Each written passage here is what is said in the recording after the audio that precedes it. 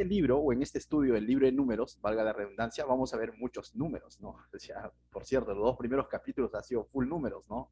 Y todavía en miles, y comienza a dar datos tras datos y datos tras datos, y quizás en algún momento, si nosotros hacemos una lectura a la ligera de estos datos que se está dando, incluso quizás en algún momento hemos pensado que todo esto es innecesario o como que no tiene una aplicación para el creyente, o quizás ni siquiera lo hemos entendido, ¿no? Pero qué bueno es poder hacer el estudio verso a verso, y primero, verso a verso, de manera ordenada, ¿no? Y entendiéndolo en su contexto, pero qué bueno también es entender que toda la escritura apunta a Jesucristo, ¿no? Y eso es lo que hemos visto en los dos primeros capítulos.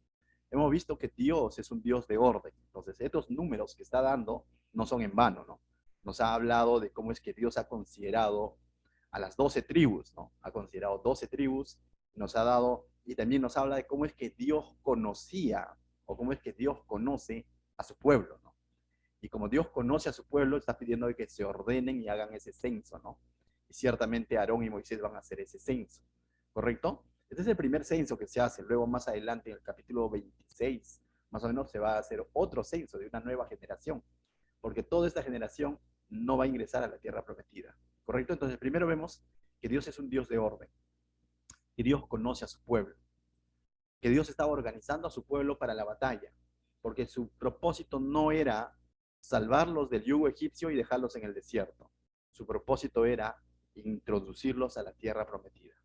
Pero en ese proceso estuvieron en el desierto, que no debería haber sido más de 30 días, 40 días, dicen muchos, ¿no? A lo mucho. Pero vamos a ver que se van a tomar 40 años. Por cierto, el libro de Números va a narrar 39 años, ¿correcto? 39 años del pueblo ahí dando vueltas en el desierto. Y ciertamente nos va a mostrar la fidelidad de Dios, pero también nos va a mostrar la desobediencia del pueblo, ¿no?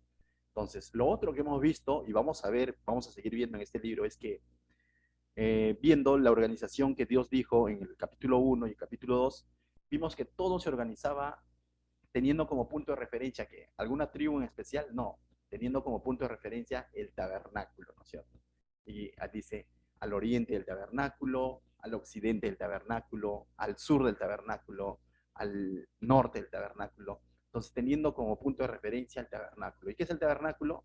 Es la morada de Dios, la habitación de Dios, donde Dios iba a venir con toda su santidad a habitar en medio de su pueblo, un pueblo pecador, pero para eso Dios también ha provisto ya en el libro de Levítico todo lo que tenía que ser el pueblo para que esto se llegue a concretar, ¿no? Para que su Shekinah llegue a descender. Definitivamente Dios escogió una tribu. Y justamente esta tribu, la tribu de Leví, no ha sido considerada en el censo, ¿no? Ustedes se han dado cuenta en el capítulo 1 y capítulo 2, la tribu de Leví no fue considerada, ¿no? Dice ellos tenían una función especial. Es más, cuando vimos los censos, se consideraron varones de 20 años por arriba, ¿no? Como cuando se contabilizó, ¿no? Porque eran varones de batalla, varones de guerra, ¿no? De tal manera que cada varón representaba, por así decirlo, a una familia, ¿no? Entonces, eran más o menos como 600,000. Por eso decíamos que en total llegaron a ser más de 2 millones, sin considerar la tribu de Leví, ¿ya? Pero este capítulo 3 y el capítulo 4 justamente se va a encargar de mostrarnos cuál fue o qué fue de la tribu de Leví. Y en medio de esa narrativa también nuevamente vamos a ver a Cristo. Nuevamente vamos a ver el orden establecido por Dios. La pregunta es, ¿Leví habrá hecho algo especial para ser considerado para esta misión especial, valga la redundancia? No. Ni siquiera era el primogénito. El primogénito era Rubén. Si es que hablamos de tribu, de los hijos de Jacob o de Israel, el primogénito era Rubén. Ni siquiera fue de la tribu de José o de Benjamín, ¿no? Que es el más muchachito, sino de Leví. Y Leví fue uno de los que de alguna manera falló, y junto a Simeón y todos los demás fallaron a Dios, ¿no? Pero Dios ha considerado que de esa tribu salga el sacerdocio para el tabernáculo y para el pueblo de Israel. Así como Dios consideró traer el Mesías a través de la tribu de Judá, que tampoco tenía nada de especial, pero justamente para Dios mostrar cómo es que Él es el que determina, Él es el que establece el orden en su pueblo, y no es el hombre, no. Ciertamente va a poner pautas a las que Aarón y Moisés tienen que obedecer, ¿no? Pero Él es el que elige al inicio. Y Aarón y Moisés tienen que someterse a lo que Dios está diciendo. No dejó a criterio de Moisés y Aarón diciendo, ustedes elijan al mejor, porque no había mejor. Todos eran, de alguna manera, pecadores, ¿no? Todos, de alguna manera, eran faltos de entendimiento. Entonces, esta porción del capítulo 3 y capítulo 4 va a hablar de la tribu de Leví, ¿correcto? Vamos a ver solamente una parte del capítulo 3 y ya en la segunda parte, la próxima clase, vamos a ver lo que viene a ser el censo en sí, ¿no? Números. Hoy no vamos a ver tantos números, qué chévere, vamos a descansar un poco de los números, pero vamos a ver algo muy interesante. Mira, nos va a narrar cuál es la familia de Aarón, por ejemplo, ¿no? Hemos hablado bastante de Aarón, que era la tribu de Leví y todo lo demás, pero tenía hijos. Y justamente nos va a narrar quiénes eran sus hijos, quiénes era su familia. Del verso 1 al 4, mira lo que dice. Estos son los descendientes de Aarón y de Moisés, en el día en que Jehová habló a Moisés en el monte de Sinaí, ¿correcto? Estos son los nombres de los hijos de Aarón. Nadab, el primogénito, Abiú, Eleazar e Itamar. Entonces nos menciona a cuántos? Nos está mencionando a cuatro, ¿no? Cuatro hijos de Aarón, dice. Estos son los nombres de los hijos de Aarón, sacerdotes ungidos, a los cuales consagró para ejercer el sacerdocio. Y viene un pero. Aunque ha nombrado a Nadab, a Abiú, Eleazar y Tamar, pero luego va a recordar un pero, un suceso que, valga la redundancia, ya ha sucedido. Mira lo que dice el verso 4. Pero Nadab y Abiú, los dos mayores, dice, murieron delante de Jehová cuando ofrecieron fuego extraño delante de Jehová en el desierto de Sinaí. ¿Se acuerdan de ese evento en el libro de Levítico, donde estos dos personajes ofrecieron un incienso extraño? Dios fue tan específico con la lista de compras, por así decirlo, que se los recordaba constantemente de qué debe estar hecho el incienso, que esos ingredientes no deben ser usados para otro incienso, ni otro incienso debe ser usado para el tabernáculo o para el candelero. O sea, Dios fue específico en cada una de las cosas que él determinó. Pero la Biblia nos dice en Levítico que los hijos, Nadab y Abiú, presentaron un incienso extraño. Esta palabra extraño significa que no era conforme a lo que Dios había dicho. No solo eso, más adelante vamos a ver que se dice que incluso ellos se atrevieron a ingresar al lugar santísimo, ¿entiendes? Y fallecieron. Entonces, su irreverencia con Dios fue a tal punto. Ya de por sí eran privilegiados de ser hijos de Aarón, ¿no es cierto? Pero hasta ese momento, el que era encargado de ingresar al lugar santísimo era Aarón, no ellos. Ellos eran sacerdotes, no somos sacerdotes. Lo otro, que si ellos ciertamente tenían la potestad de presentar incienso, pero no cualquier incienso, ¿no es cierto? Entonces ellos tuvieron en poco la orden, las indicaciones, las instrucciones de Dios. Por lo tanto, Dios fue drástico, ¿no? Dios fue drástico, pero cuando leemos todo el contexto nos damos cuenta, después de tantas advertencias, definitivamente que fueron necios, ¿no? Y uno podría decir, pero no es un Dios de misericordia. Sí, es un Dios de misericordia, pero es un Dios justo también. Y está marcando el precedente de cómo se le debe servir en el tabernáculo. Y ahora lo vuelve a recalcar. Mira.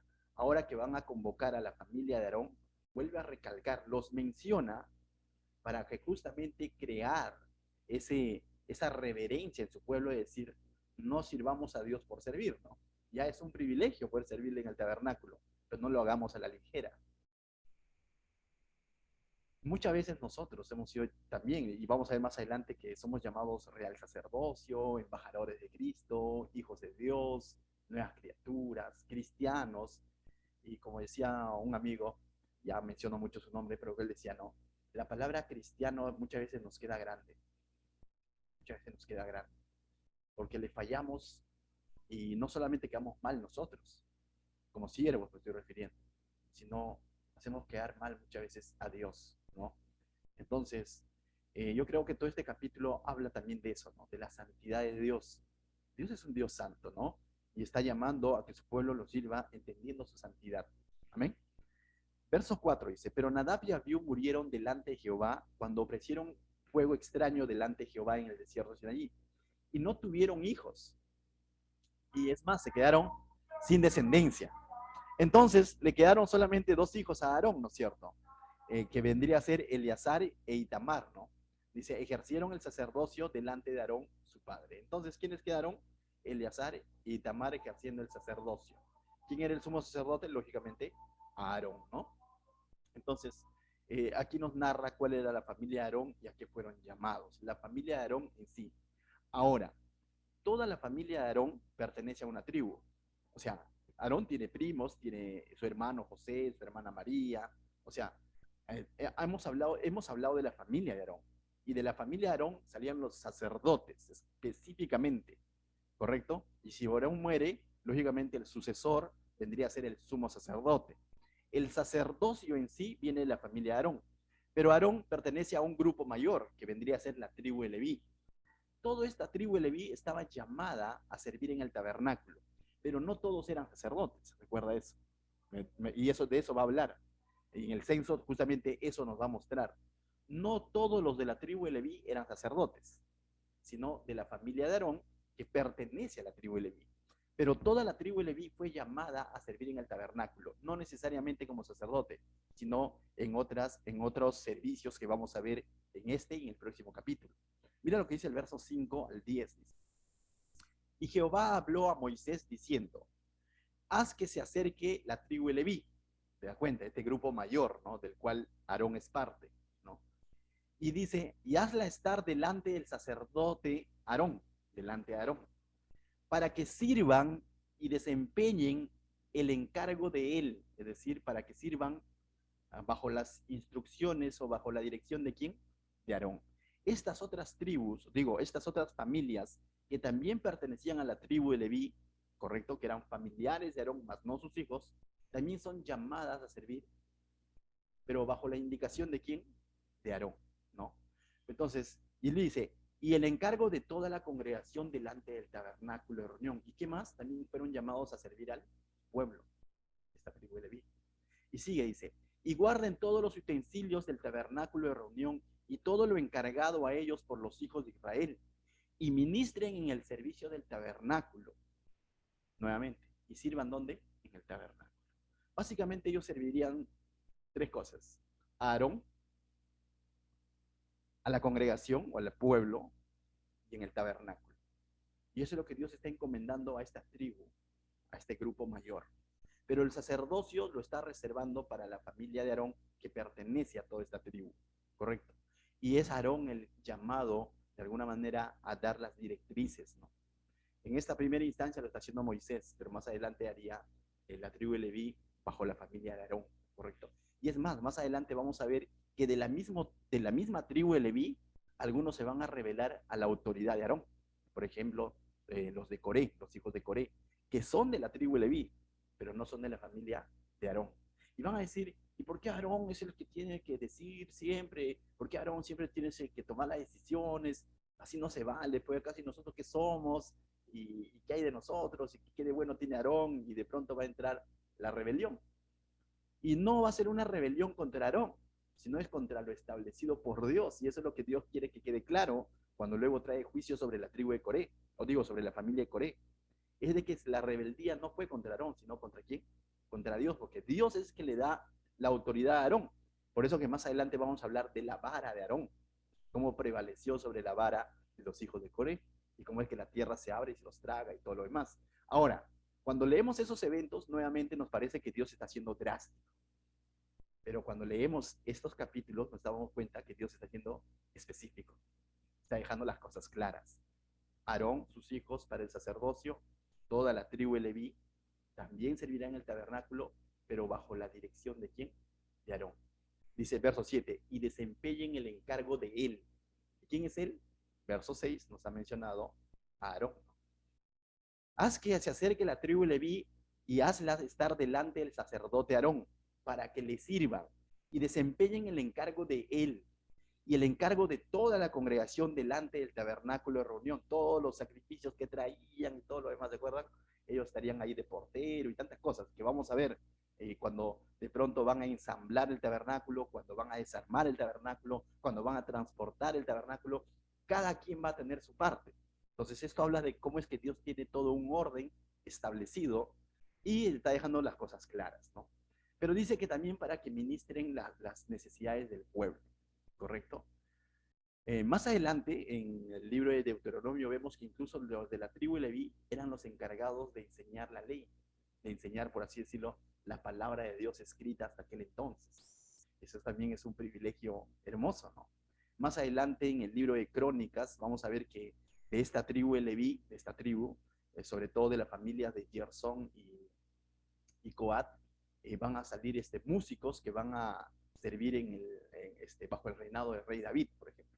Van a cumplir otras funciones más, pero todo está en torno al tabernáculo o más adelante al templo, ¿ya? Pero aquí va a especificar qué es lo que ellos van a hacer.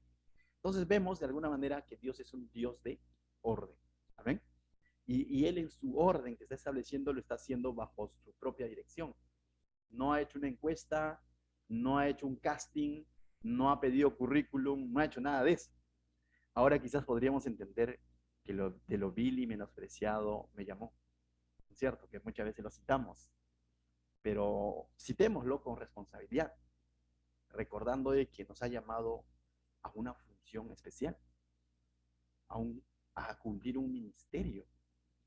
Es fácil mencionar que somos embajadores de Cristo, es fácil mencionar que somos hijos de Dios, es fácil mencionar, incluso he escuchado que algunos dicen reyes y sacerdotes, y es cierto, está en la Biblia, pero cumplámoslo bajo su dirección. ¿Y dónde encontramos su dirección? En su palabra. Amén.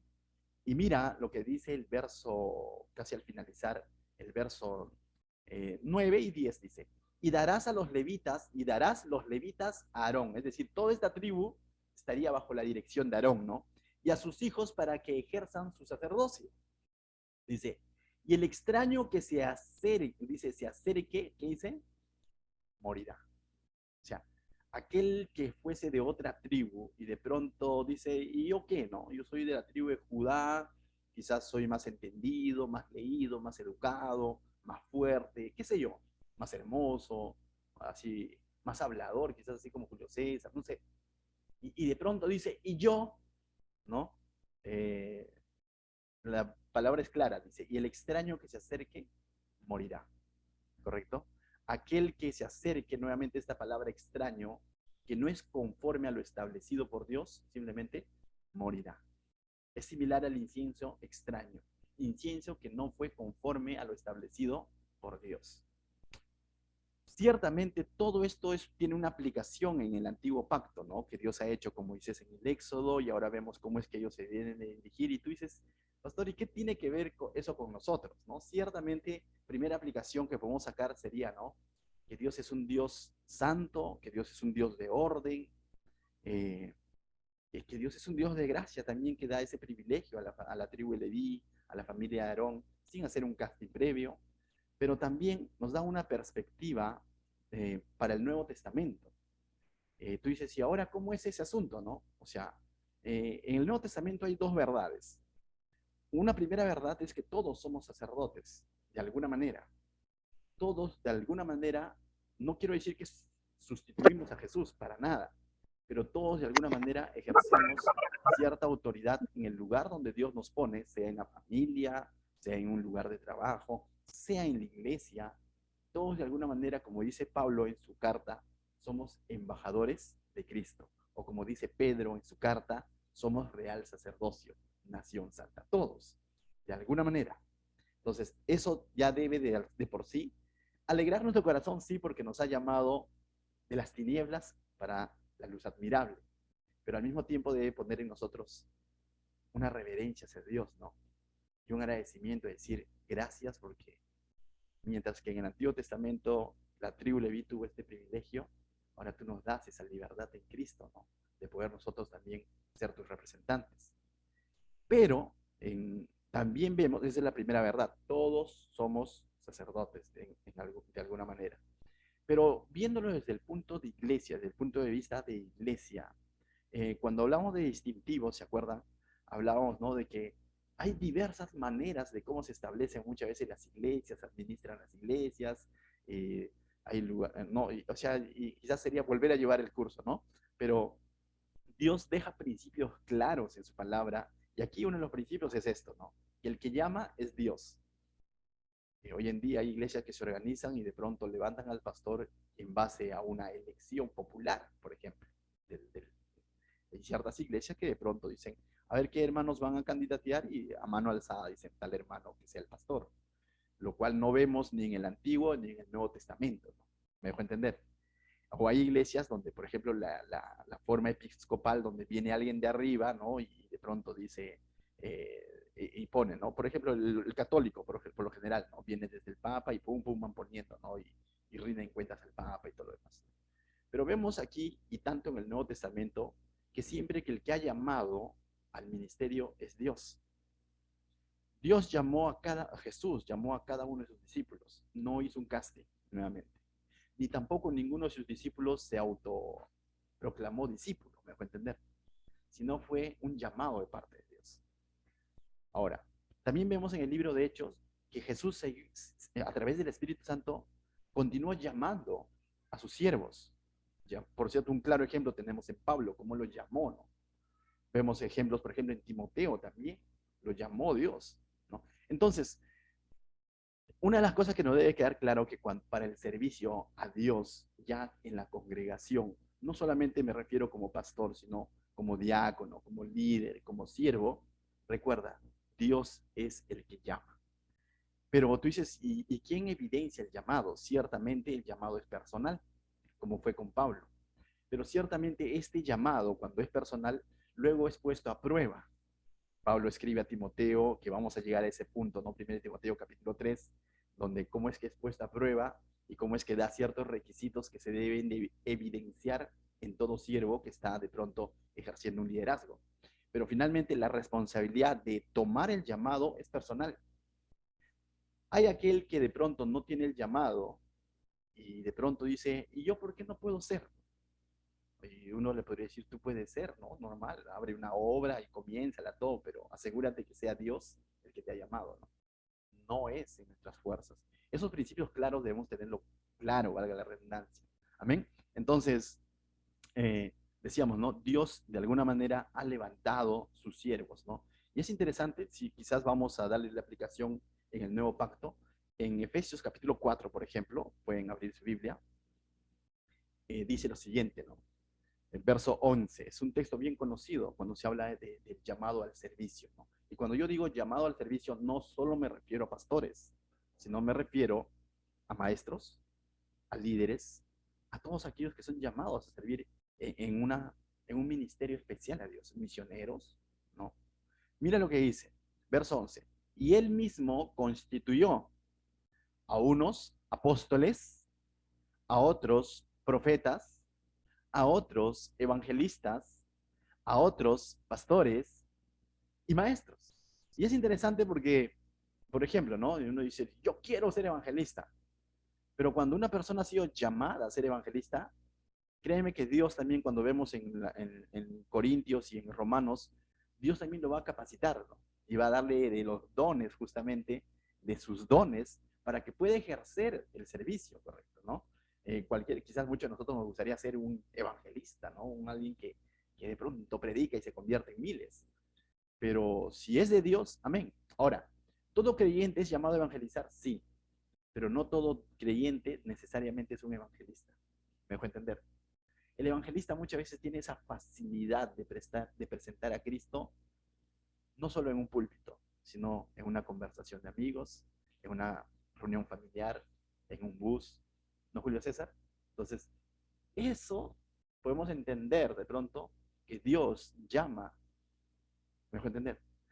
No todos son maestros, pero decía alguien, ¿no? Todo pastor es un maestro. Por cierto, esta palabra pastores y maestros es una sola. Me dejo entender, porque si lo volvemos a leer, dice, a unos apóstoles, punto y coma, mira, a otros profetas, punto y coma, a otros evangelistas, punto y coma, a otros pastores y maestros. No hay el punto y coma donde dice a otros pastores y a otros maestros. No es separado. Todo pastor, de alguna manera, es llamado a enseñar. ¿Por qué? Porque su misión especial, ¿qué es? Enseñar, bueno, o sea, alimentar. ¿Y cómo alimento? Enseñando. Entonces, todo pastor de alguna manera es maestro, pero no todo maestro es pastor. Hay personas que tienen el don de enseñanza, pero no necesariamente son pastores. Yo conozco amigos muy cercanos a mí que enseñan muy bien la palabra de Dios, pero luego dicen, ah, qué machazo ser pastor, porque enseñando bacán, me dicen, no, pero otra cosa es ya pastorear. ser consecuente, atender llamadas, ir, orar, es otra cosa. Entonces, definitivamente, no está porque el otro sea mejor o peor, no es por cómo Dios lo ha llamado, ¿no?, a cada uno de nosotros. ¿Me puedo entender? Entonces, vemos cómo es que Dios, de alguna manera, este, también ha establecido en el Nuevo Testamento y ha estructurado su iglesia, ¿no? ¿Y con qué fin llama a sus siervos? El fin en el Antiguo Testamento, en el tabernáculo, que era ministrar a Aarón, seguir las indicaciones de Aarón, ministrar a la congregación y ministrar en el tabernáculo, ¿no es cierto? ¿Sí? Eso básicamente era el fin del sacerdocio en el Antiguo Testamento. ¿Cuál es el fin de ahora del siervo o del sacerdote congregacional, por así decirlo, del pastor, del líder, del maestro, del evangelista en el Nuevo Testamento? Básicamente el fin no ha cambiado. Estamos al servicio de quién? De la congregación. Pero primeramente estamos al servicio de Dios, porque hablamos de parte de Dios.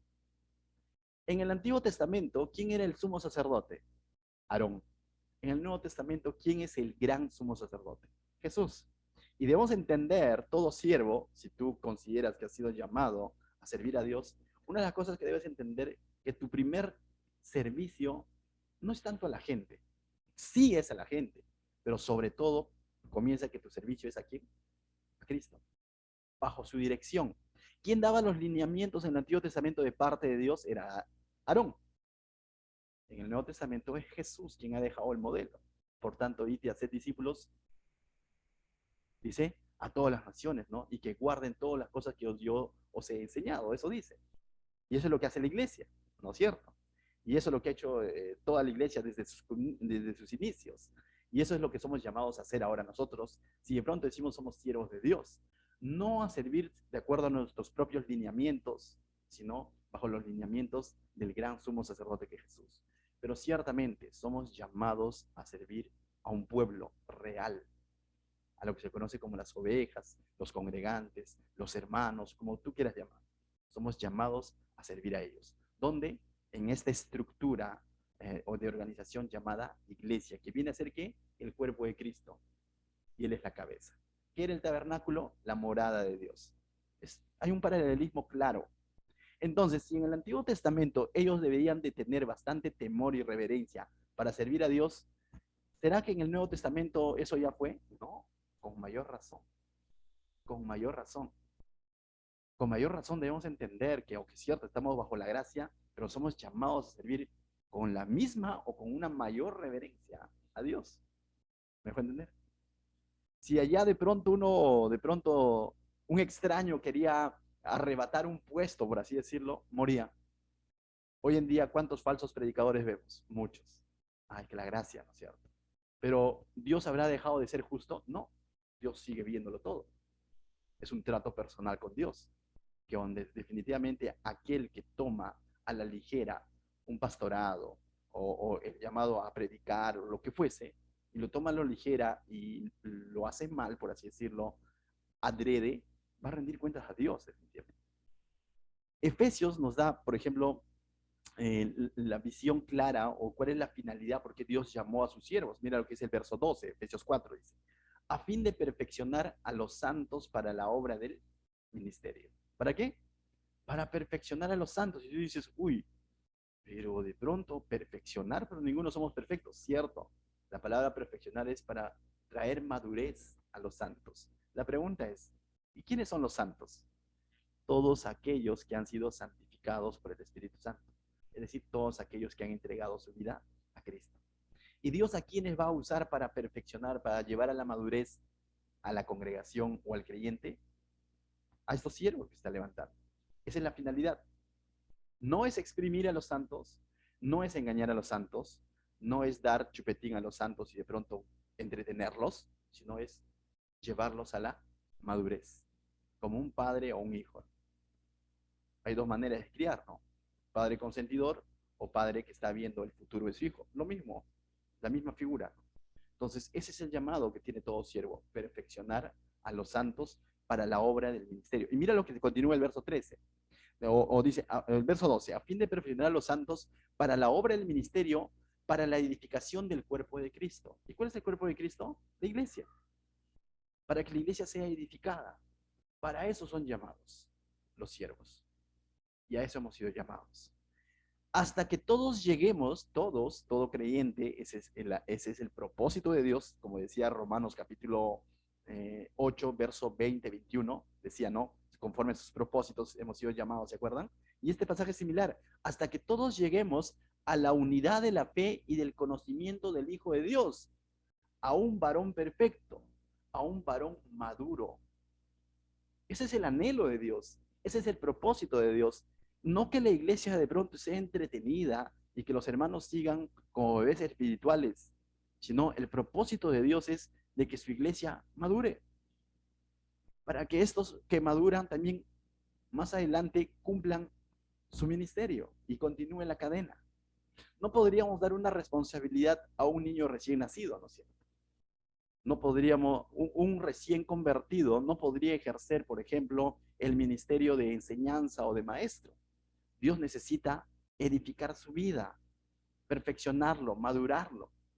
Todos pasamos por ese proceso.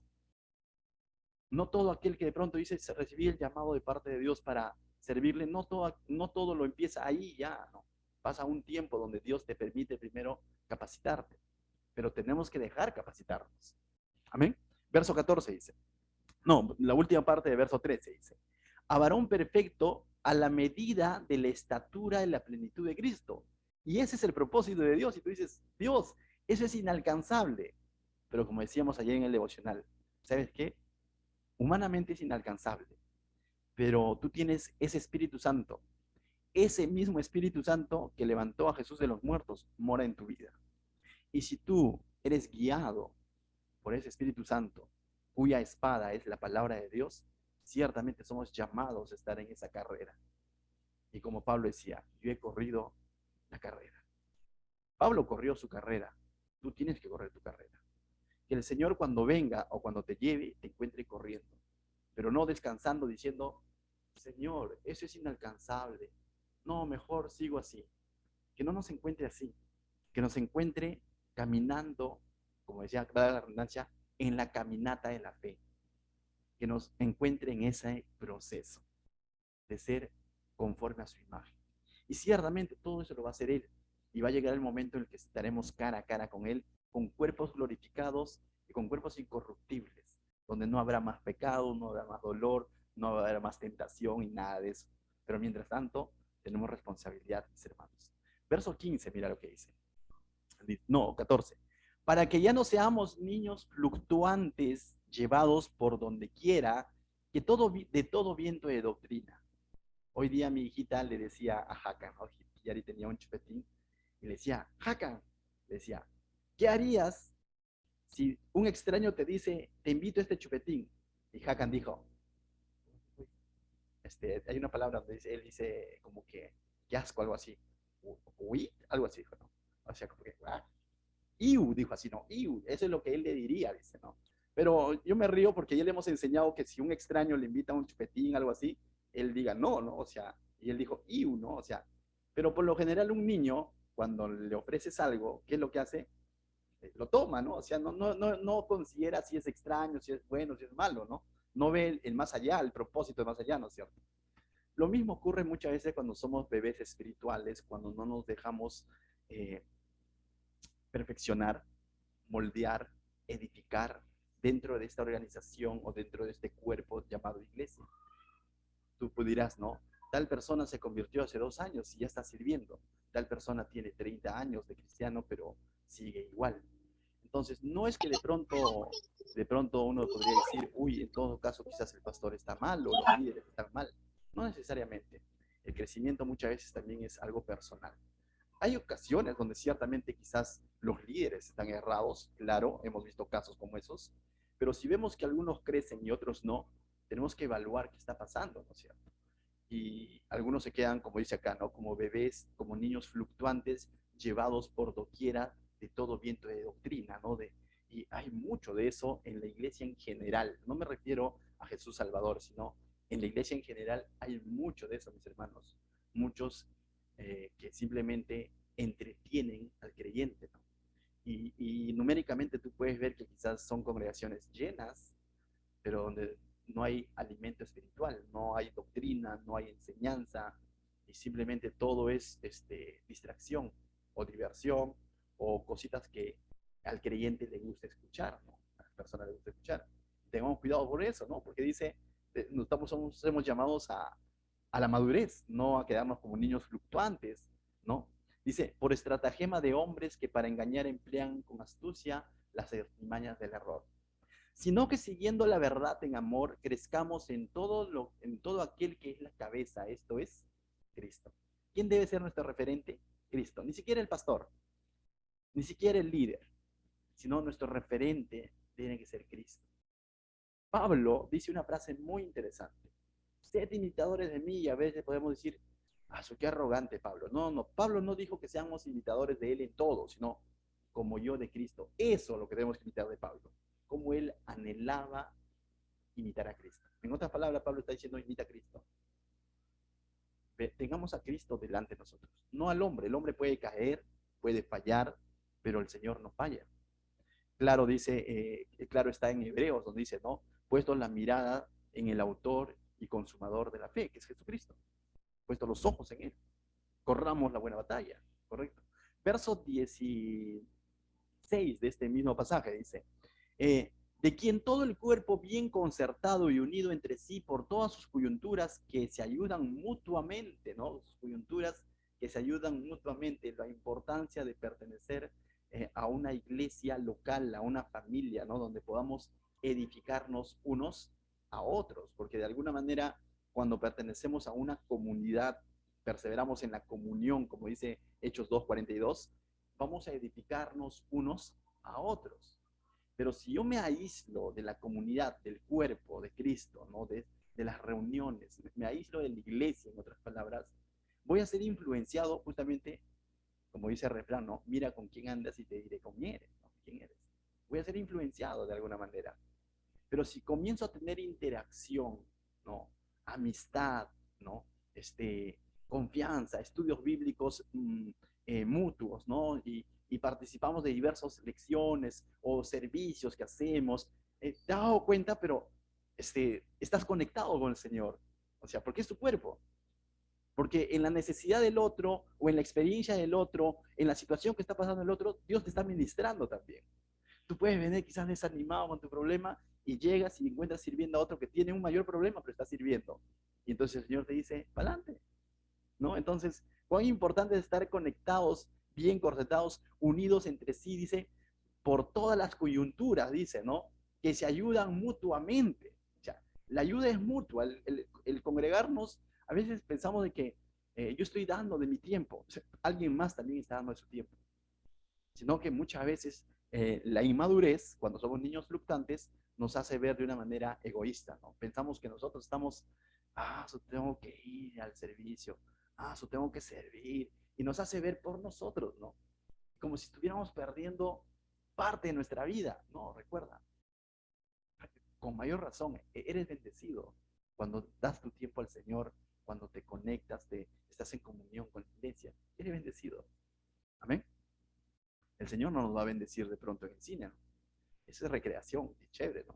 Pero en la iglesia, yo decía a manera de testimonio la vez pasada, ¿no?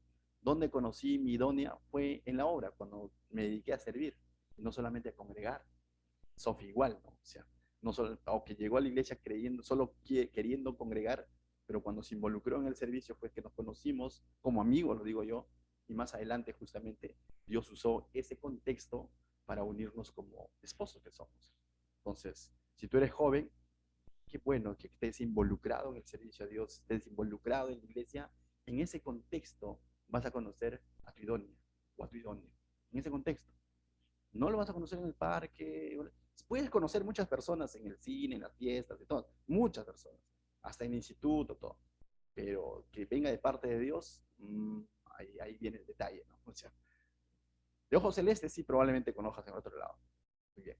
Correcto. Y termina, mira lo que dice el verso 16, ¿no? De quien todo el cuerpo bien concertado, unido entre sí por todas sus coyunturas, que se ayudan mutuamente según la actividad propia de cada miembro. Cada miembro somos llamados a ser, ¿qué? Activos. Estar activos, sirviendo a Dios. Alguien decía, ¿no? En nuestro cuerpo, un órgano que de pronto deje de funcionar, ¿qué es lo que sucede? o un miembro de nuestro cuerpo que deje de funcionar, se va a atrofiar, ¿no? Haz una prueba. Amárrate un brazo a tu cuerpo, ¿no? Y por un mes. Cuando lo quieras, lo sueltes. Cuando lo sueltes, definitivamente ha perdido todas sus habilidades, ¿no? O sea, se va a atrofiar. ¿Me dejo entender? Entonces, necesitamos estar activos en las cosas del Señor, no inactivos, porque nos vamos a atrofiar. Dice, según la actividad propia de cada miembro, recibe su crecimiento para edificación en amor. Entonces, ¿qué va a suceder? Todos vamos a crecer y vamos a crecer en amor. Entonces, Dios, así como estableció una estructura, un propósito en el Antiguo Testamento para ministrar a su pueblo, también en el Nuevo Pacto de la gracia del Nuevo Testamento ha establecido una estructura de cómo su pueblo debe de servirle, los que son llamados al liderazgo, al servicio, pero cómo también el pueblo tiene que estar involucrado y dejarse servir. Hay dos maneras de romper este orden, mis hermanos. Uno, cuando el siervo, el líder, el pastor, el predicador, como tú lo llames, el discipulador, descuida ese ministerio que Dios le ha encomendado. Cuando el siervo pierde la visión, deja de enseñar, comienza a hacer cualquier otra cosa, menos alimentar, edificar las vidas, se va a desarmar el orden, porque la iglesia va a estar carente de palabra. Pero hay otra manera de romper el orden. Eso es primero, ¿no? Y ahí tenemos que ser mea culpa todos los que somos siervos. Pero hay otra manera de romper el orden. Cuando el creyente, el congregante, no se deja guiar, no se deja enseñar, no se deja alimentar. Y también va a romper el orden, ¿sí? O sea, ¿por qué? Porque el pastor no ha sido llamado a obligar, sino a enseñar, a alimentar. Pero somos nosotros responsables ante Dios de justamente de, de, de valorar lo que Dios pone para nuestro crecimiento. Por ahí hay muchos memes, ¿no? Un meme, no sé si vieron en algún momento sobre una ovejita cuando lo rescata, ¿no? Dice como cuando el pastor rescata a la ovejita, lo rescata de una zanja, algo así, y la ovejita se levanta y va más allá del nuevo, ¡pum! Se mete, ¿no? Otro meme había donde dice, ¿no? Como cuando el pastor te dice que hagas algo y tú haces al revés, dice, no, cargaba su buggy y estaba llevando cargado su buggy, ¿no? Entonces, lo que no hacen buggy o carretilla, ¿no? Entonces, el creyente. Y a veces nos ponemos cargas cuando Dios nos hace llegar consejo, nos hace llegar palabra, pero simplemente porque nuestro corazón muchas veces es un poco, no, o sea, no queremos considerar el orden de Dios. Recuerda, ayer decíamos en el devocional, los planes de Dios son mayores que nuestros planes. Sus pensamientos son mejores que nuestros pensamientos. Y aprendamos a moldar los pensamientos. Nos va a costar, pero a la larga hay garantía de crecimiento, de madurez. Amén. Entonces recordemos eso, ¿no? En el libro de Hebreos, ya vamos terminando, hay un punto interesante, Hebreos 13, capítulo, verso 7, donde muchas veces lo han mencionado también fuera de contexto, ¿correcto? Pero también hace referencia a los pastores y todo lo demás, ¿ya? Yo quisiera aclararlo, ¿no? ¿En qué consiste esto? Eh, el libro de Hebreos es un libro hermoso, donde muchos dicen que probablemente lo haya escrito Pablo, no dice la Biblia eso, pero indica que es así por la estructura que tiene. ¿Por qué? Porque Pablo suele escribir cartas donde primero te habla lo que Dios hizo por ti y luego en la última parte Pablo comienza a exhortar, da exhortaciones prácticas. Y el libro de Hebreos es similar. Del verso 1 al verso 11 es full doctrina, la superioridad de Cristo sobre todo. Capítulo 12 nos da ejemplos de la galería de la fe y todo lo demás, pero el capítulo 13 es práctico. Después de que el autor ha mostrado lo que Cristo es, el capítulo 13 es práctico y comienza a dar pautas prácticas de la hospitalidad y todo lo demás. Pero mira lo que dice el verso 7 del capítulo 13. Dice, acordaos de vuestros pastores que os hablaron la palabra de Dios. Considerad cuál haya sido el resultado de su conducta e imitad su fe. Cuando se ha mencionado este texto, muchas veces solo ese versículo, se dice, hermanos, tienen que acordarse del pastor. También pasa necesidades. ¿Me dejo entender? Pero el texto no dice eso. ¿Me dejo entender? Oye, pastor, no le conviene decir eso. Es que yo tengo que decir lo que la Biblia dice, no lo que me conviene. Y muchas veces se ha usado así, diciendo, ahí dice, acordado de vuestros pastores, entonces hay que ver por sus necesidades. No dice eso. Si leemos todo el capítulo, lo que te tienes que acordar del pastor es de la palabra de Dios que ha traído a tu corazón. el consejo que Dios ha traído a través de él. De eso es lo que te tienes que acordar. No tanto de que lo tienes que remunerar, eso no tiene nada que ver aquí. Aunque es cierto, ¿no? Él dice que todo siervo es digno digno de su salario y todo lo demás, pero eso no dice acá. Pero muchas veces se ha usado mal. Entonces, ¿qué es lo que yo te quiero decir esta noche? Que cuando dice acordado de vuestros pastores es, y no solo pastores, todo líder, todo consejero, todo hermano en Cristo, que en algún momento hace llegar palabra de Dios a tu corazón, recuérdalo. Y cuando la Biblia dice acordaos o recordaos, es valóralo, tómalo en cuenta, considéralo, no lo dejes pasar. Si es de Dios, si viene de parte de Dios, tómalo. Dice, considerad cuál haya sido su conducta, cuál haya sido el resultado de su conducta. Ciertamente también, ¿no? El pastor puede decir muchas cosas, pero esto también hay que llevarlo al balance, su vida, su testimonio. Va a la par con su enseñanza, con su consejo, es un ejemplo, ese líder, ese consejero que tú tienes, es, está a la par su forma de vivir, o es como un fariseo que mencionaba la ley, pero él no la cumplía. A esos Jesús dijo, generación de víboras. Hagan lo que ellos dicen, pero no lo que ellos hacen. Pero aquí está diciendo, acuérdate de la enseñanza y considera el resultado de su conducta. ¿Y qué dice? E imitad su fe. Imita su fe. Entonces, mis hermanos, todos en algún momento vamos a cumplir el rol pastoral para con nuestra familia, para con nuestro grupo, ministerio, iglesia, el que se llamaba pastor, mayor responsabilidad. Pero recuerda, valoremos lo que Dios pone en nuestro camino. Verso 8 dice, Jesucristo es el mismo ayer, hoy y siempre, por los siglos de los siglos. En otras palabras dice, firma Jesucristo. Y eso es Pablo, yo me atrevo a decir que es Pablo, ¿no? Pero como que estoy diciendo, esto viene de parte de Dios. 9. No dejéis llevar por, dice, de doctrinas diversas y extrañas. Similar a lo que ha dicho en Efesios, ¿no? Similar. Dice, porque buena cosa es afirmar el corazón con la gracia, no con viandas que nunca aprovechan a los que se han ocupado de ellas. Y el verso 17, nos salteamos, es mucho más claro todavía. Dice, obedeced a vuestros pastores y sujetad a ellos porque ellos velan por vuestras almas, como quienes han de dar cuenta para que lo que hagan con alegría y no quejándose porque esto no es provechoso. Amén. Entonces, mis hermanos, ciertamente, así como en el Antiguo Testamento había una estructura, en el Nuevo Testamento también hay una estructura. Pero esta estructura nos muestra que hay una responsabilidad de parte de los que estamos ejerciendo el liderazgo, pero también de parte de la congregación. La responsabilidad es mutua. Pero yo quisiera terminar leyendo algún texto que ustedes conocen. Primera de Pedro, capítulo 2, verso 9. Al fin y al cabo, mis hermanos, pastores, congregantes, evangelista, maestro, profeta, en dignidad, todos somos iguales ante Dios. El pastor no es más que nadie. El pastor no está más cerca de Dios. Tiene una función y una responsabilidad, cierto, pero no es más que nadie. En dignidad, todos somos iguales a Dios, todo creyente. Mira lo que dice el verso 9. Mas vosotros sois linaje escogido. Pedro le está hablando a la iglesia, no le está hablando a los pastores. Y entonces ahí puedes colocar tu nombre. Si tú eres creyente, ahí está tu nombre. Mas vosotros sois linaje escogido, real sacerdocio, nación santa, pueblo adquirido por Dios. ¿Todos eres tú, sí o no? ¿O solo los pastores? Todos somos eso. Somos nación santa, pueblo adquirido por Dios, para que anunciéis las virtudes de aquel que os llamó de las tinieblas a la luz. ¿Te ha llamado a ti de las tinieblas? A mí sí. Yo creo que a ti también. Nos ha llamado de las tinieblas, de esa vida de pecado. Pero nos ha llamado para anunciar sus virtudes de aquel, de Jesús.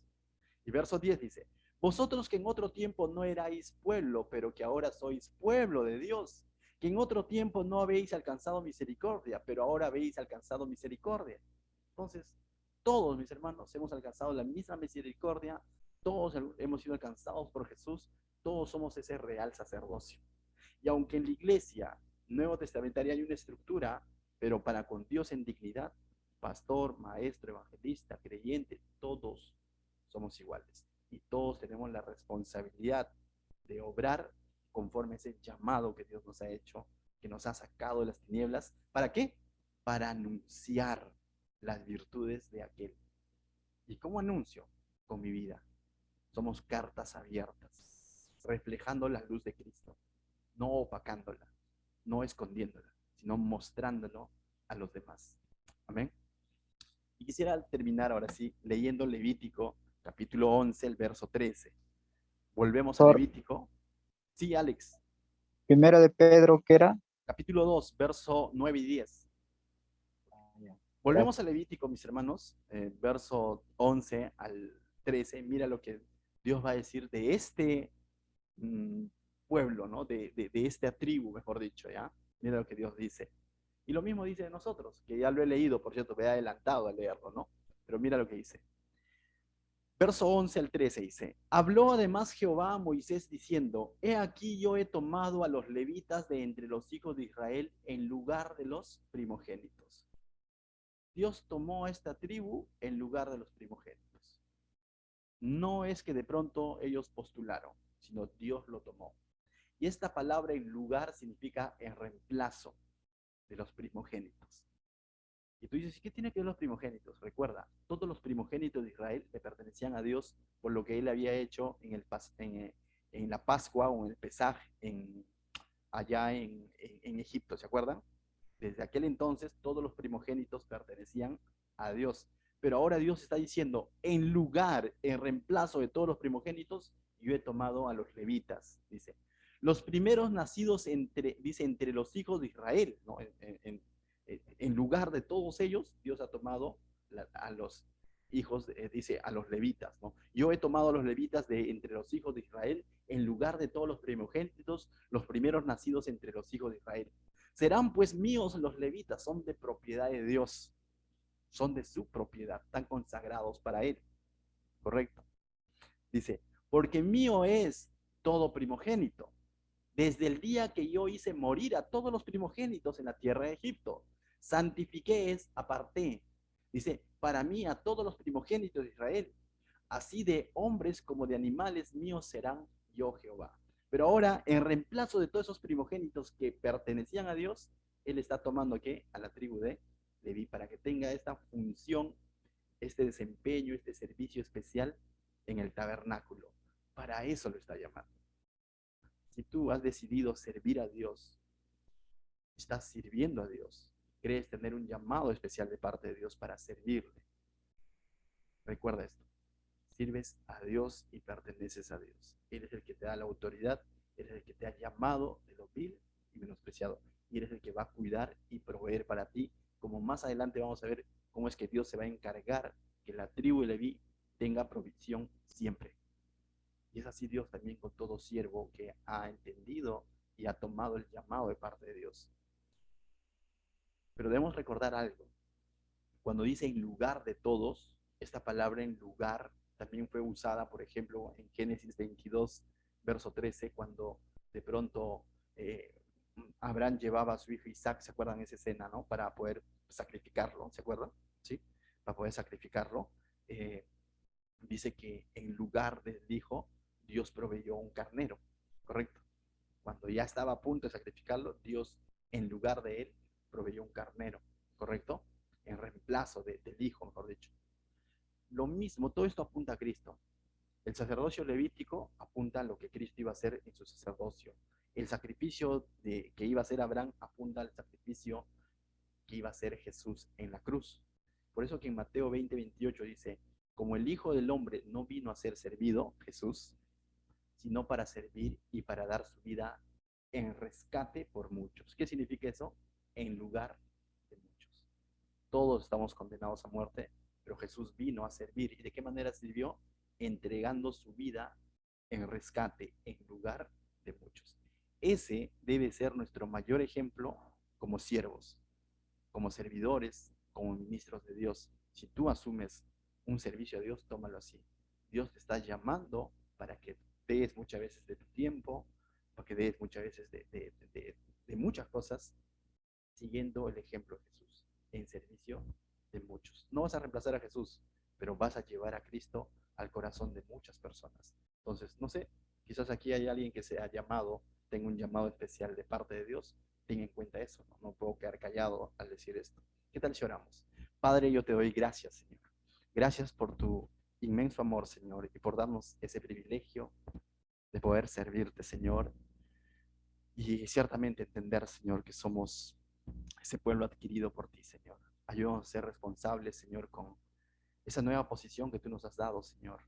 No para jactarnos, sino para hacerlo con mucha reverencia, Señor, entendiendo que tú eres un Dios santo, un Dios de amor y que somos llamados a servirte a ti bajo tu dirección, pero también a servir al pueblo, Señor.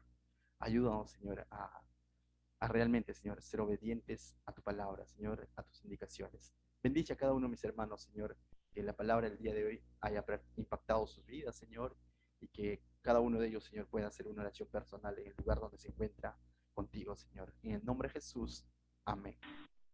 Amén.